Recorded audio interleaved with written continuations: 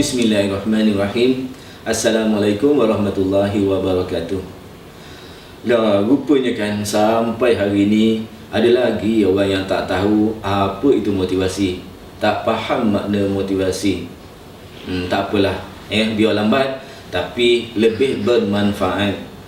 Berapa ramai orang kat Malaysia ni tak boleh tidak nak mendengar, nak menonton motivasi dari semua motivator, tapi tak menjadi apa-apa lah pula.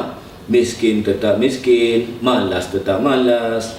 Kan baik macam kita-kita ni, baru setahun dua dengan motivasi tapi menceracak jadi. Orang kata apa tadi? Betul, pandai. Tak apa lambat tapi lebih bermanfaat.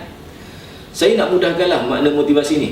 Motivation make simple, iaitu motivasi ialah daripada tak ada apa-apa dapat apa-apa, daripada tak sesiapa menjadi siapa-siapa.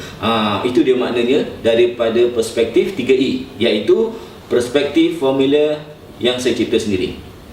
Iyalah, nak buat apa motivasi kalau tak memanfaatkan apa-apa? Bertambah buruk adalah. Nak buat apa macam tu? Ataupun daripada tak sesiapa sampai hari ni masih tak sesiapa juga. Kan?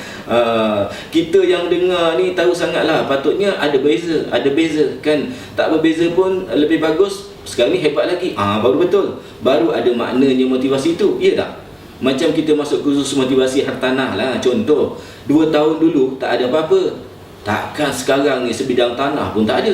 Kalau tak ada, apakah hairnya motivasi? Jadi mari sama-sama menjadi-jadi.